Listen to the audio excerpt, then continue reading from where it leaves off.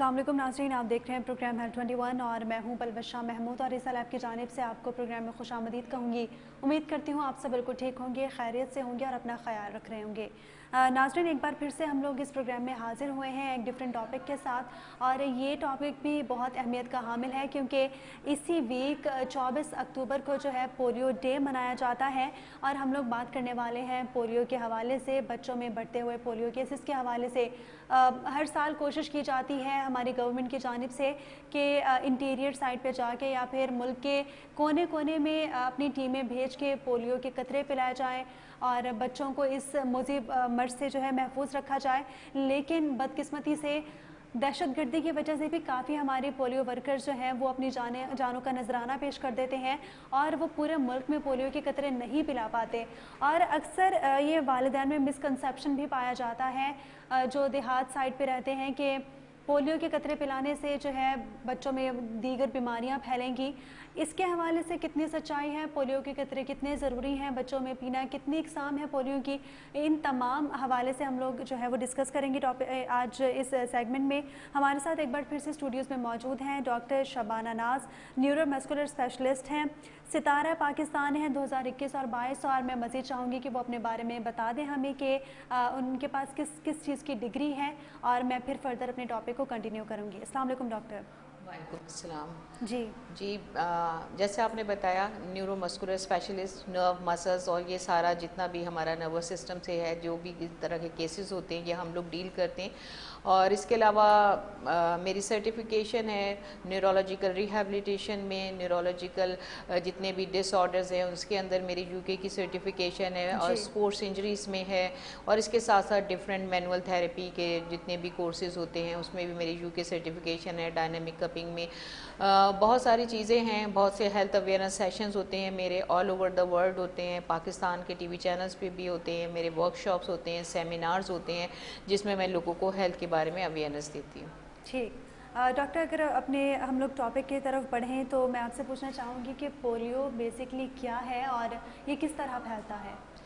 देखिए पोलियो जो है वायरल इन्फेक्शन है, मतलब वायरस से फैलता है और ये हमारे ब्रेन के सेंट्रल नर्वस सिस्टम पे इफेक्ट करता है, हमारे ग्रे मैटर ऑफ ब्रेन की और स्पाइनल कॉर्ड इसको डैमेज कर देता है। और क्योंकि इसमें अब तक देखिए कितनी अवेयरनेस तमाम लोग दुनिया में जो है वो 24 अक्टूबर जो है वो डे मनाया जाता है पोलियो अवेयरनेस का, क्योंकि ये कैंपेन शुरू हो गई थी 1988। अब मैं आपको इसकी इम्पोर्टेंस बताऊं कि लोगों ने इसको कितने मतलब इसके ऊपर कितनी तवज्जो दी और किस तरह से इसके ऊपर काम किया। 1988 में इसके ऊपर काम हुआ, स्टार्ट हुआ। WHO ने तकरीबन जो है इसके जो है 30,85,000 के करीब जो है वो इसके केसेस डायग्नोज हुए थे 125 मुल्कों में।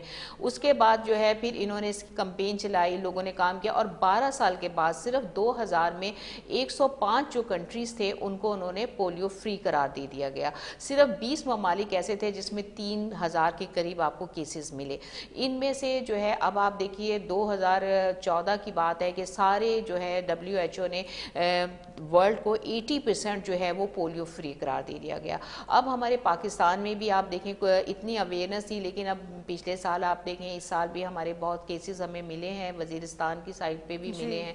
और पहले तो हम लोग अब मतलब इसमें यह है कि हमें थोड़ी सी होप ये है कि पहले जो है वो डबल नंबर में थी, सिंगल नंबर में आ गया। अब क्योंकि हम लोग इस कैंपेन का हिस्सा हैं, जितने भी पोलियो के वर्कर्स हैं, जो हमारे अपने डॉक्टर्स हैं, ये सब अवेयरनेस मीडिया वाले फैला रहे हैं तो लोगों को काफ़ी हद तक अवेयरनेस हो गई है। अच्छा पोलियो की जहाँ तक बात है, ये वायरल इन्फेक्शन है और हमारे नाक और मुंह के ज़रिए जो है ये जो कंटेमिनेटेड चीज़ें हैं उनके ज़रिए हमारी बॉडी में दाखिल होता है। और जिन लोगों का इम्यून सिस्टम कमज़ोर होता है उनको ये सीवियरली अटैक करता है।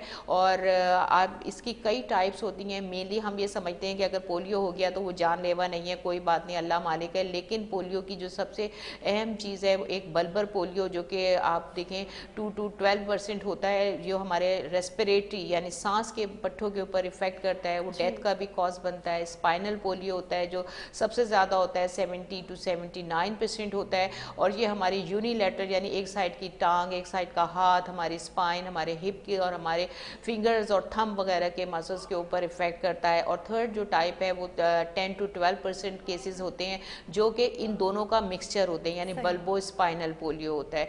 तो आप ये देखिए कि पोलियो जो है वो इसकी इतनी टाइप्स हैं, जानलेवा भी हो सकती है।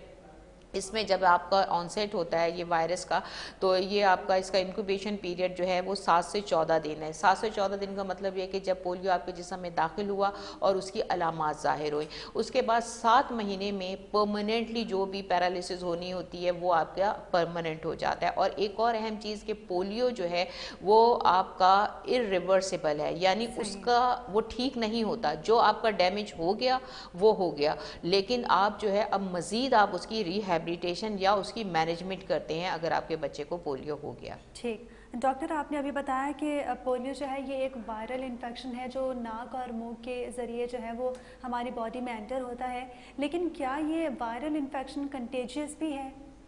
बिल्कुल कंटेजियस है, पर्सन टू पर्सन फैलता है, बिल्कुल फैलता है। इसीलिए तो हम लोग वैक्सीनेशन कराते हैं। वैक्सीनेशन का मकसद, अब आप ये देखें कि कितनी हमारे पाकिस्तान में कितनी दफ़ा वैक्सीनेशन होती है, लेकिन हमारे अगर माहौल में मौजूद है, माहौल में मौजूद होती है, वो एक पॉकेट्स इसकी बन जाती हैं, तो उसमें जिन लोगों ने वैक्सीनेशन कराई हुई है वो लोग भी ख़तरे में होते हैं। उसकी वजह ये होती है अगर उनका इम्यून सिस्टम कमज़ोर है और उसके साथ किसी कोई भी बच्चा ऐसा है जिसको ये वायरस ने अटैक किया है, तो उस एक बच्चे से दूसरे, दूसरे से तीसरे, इस तरह से ये जो है वो पर्सन टू पर्सन फैलता है। ठीक। डॉक्टर, क्या पोलियो जेनेटिकली फैलता है? अगर किसी अगर मदर या फादर को है तो क्या वो बच्चे में ट्रांसफ़र होगा? नहीं नहीं, बच्चे में ट्रांसफ़र नहीं होगा, ऐसे ट्रांसफ़र नहीं होता। ठीक। पोलियो के कितने इकसाम हैं? पोलियो की देखें, पोलियो के वायरस जो है 3 टाइप के वायरस होते हैं। इकसाम ये जो मैंने आपको बताई सब, स्पाइनल पोलियो है, बल्बर पोलियो है, स्पाइनो बल्बर पोलियो है, ये जो है इसकी मेन इकसाम है जो हमारी बॉडी को इफेक्ट करती हैं। बल्बर में आपके सांस के मसल निमोनिया वगैरह होता है जिससे आपकी डेथ हो सकती है। स्पाइनल में आपकी जो है वो आपके मसल्स और पैरालिसिस हो जाता है। सही। डॉक्टर, अगर बच्चों में जैसे अक्सर कतरे पिलाए जाते हैं बच्चों को पोलियो के ताकि वो इन फ्यूचर महफूज रह सकें, तो बच्चों को कितनी बार पोलियो के कतरे पिलाने से बच्चे फ्यूचर में उनका फ्यूचर सिक्योर हो जाता है, वो फ्यूचर में महफूज रह सकते हैं पोलियो से? देखें, सबसे बड़ी बात यह कि जब हम पोलियो के कतरे या वैक्सीनेशन जो होती है, इसे ओरल पोलियो वैक्सीन कहते हैं, और एक जो होती है इंजेक्टेबल पोलियो वैक्सीन होती है। जो कोई भी वैक्सीनेशन अगर कराई जाती है तो इसका मतलब ये नहीं होता कि आप 100% आप सेफ हो गए। ये आपके इम्यून सिस्टम को बूस्ट कर रही होती है, तो आपको जो है सेफ्टी प्रोवाइड 60, 70, 80 डिपेंड करता है पेशेंट के ऊपर कि ये उसको सेफ्टी। इसके साथ साथ जो है वो आपको अपनी डाइट का ख्याल, अपने इम्यून सिस्टम का ख्याल, अपने विटामिन D3 का ख्याल रखना होता है। और अगर आपका बच्चा, ये नहीं कि एक दफ़ा आपकी, जैसे इसके कतरों का आपको पता है 2 महीने में, 4 महीने में, फिर जो है 6 से 8 महीने में, फिर बूस्टर डोज जो है वो आपका 4 से 6 साल में नॉर्मली लगता है। लेकिन उसके बाद जो है ये रिसर्चेस ये कहती हैं कि आप अपने बच्चे को कम से कम 12 से 15 दफ़ा अगर पोलियो ड्रॉप्स पिलाते हैं तो आपके बच्चे का इम्यून सिस्टम इतना स्ट्रॉन्ग होता है कि अगर उसके माहौल में या उसके इर्द गिर्द किसी को पोलियो के प्रॉब्लम है तो वो वायरस उसको अटैक नहीं करेगा। यानी इम्यून सिस्टम, देखें हम जो जिंदा हैं या हम जितने भी हमारे इतने भी एटमॉस्फेयर में कितने भी वायरस जो हैं बॉडी में दाखिल होते हैं, जितने डॉक्टर हॉस्पिटल्स में काम करते हैं, बच्चे स्कूल्स में पढ़ते हैं, लेकिन जिनका इम्यून सिस्टम यानी बॉडी का मदाफती सिस्टम इतना स्ट्रांग होता है तो वो उन वायरस से लड़ लेते हैं, वो अटैक नहीं करते, वायरस खत्म हो जाता है। लेकिन जो कमज़ोर लोग होते हैं उनके ऊपर ही वायरस अटैक करता है। ठीक। डॉक्टर, क्या हमारी गवर्नमेंट या फिर हमारा जो जितना भी ये हुकूमती निज़ाम है, क्या वो इनफ इकदाम कर रही है या काबिल इत्मीनान इकदाम कर रहे हैं पोलियो से बचाव के लिए? क्योंकि अक्सर देखा जाता है पोलियो टीम्स पे हमला भी होता है, गवर्नमेंट की जानिब से कहा जाता है कि उनकी जानिब से कम्प्लीटली इकदाम किए जा रहे हैं, लेकिन क्या आपको लगता है कि ये इकदाम काफ़ी हैं? देखें बलूशे, बात यह है कि जब गवर्नमेंट का काम यह है कि एक तो फ्री ऑफ कॉस्ट गवर्नमेंट आपको प्रोवाइड कर रही है, दूसरी चीज़ आपको घर पे बैठे आपको कहीं जाना भी नहीं पड़ रहा। गवर्नमेंट इतना ही कर सकती है, एक आपको मटेरियल प्रोवाइड कर रही है, आपको वैक्सीन फ्री ऑफ कॉस्ट दे रही है, उसके बाद आपको कहीं जाके पे करने की ज़रूरत नहीं, ट्रेंड वर्कर आपके घर पे आ रहे हैं, आपको बाहर निकलने की भी ज़रूरत नहीं है। उसके साथ साथ आपकी सेफ्टी के लिए साथ में पुलिस वाला भी होता है, आपने देखा होगा। अब तो ये है कि वैक्सीन जितने भी पोलियो वर्कर होते हैं, तो गवर्नमेंट तो इसी, और साथ में अवेयरनेस। अब गवर्नमेंट की जो कंपेन चलती हैं, आपने देखा नहीं कितनी कंपेन्स चली हैं, 3-4, तो मैंने खुद उसमें मेरे अवेयरनेस सेशंस हुए बहुत डिफरेंट, उसमें हमने पोलियो के बारे में दिए। तो गवर्नमेंट तो इतना ही कर सकती है, बाकी अब कुछ ड्यूटी जो है वो हमारी अपनी भी बनती है, हमारे अपने, क्योंकि देखें बच्चे तो हमारे अपने हैं जिनके लिए हम इस दुनिया में रहते हैं, हम मेहनत करते हैं, हम लोगों से लड़ते हैं अपनी औलाद के लिए, अपनी फैमिली के लिए। और जब हमारी औलाद, हमारी फैमिली खतरे में है, तो उसके बावजूद हम उनको वो उस खतरे से बचा नहीं रहे, बल्कि हम अपने बच्चे को मौत के मुंह में सुपुर्द करने के लिए तैयार बैठे। बिल्कुल सही कह रही हैं आप डॉक्टर, बहुत अच्छी बात की आपने।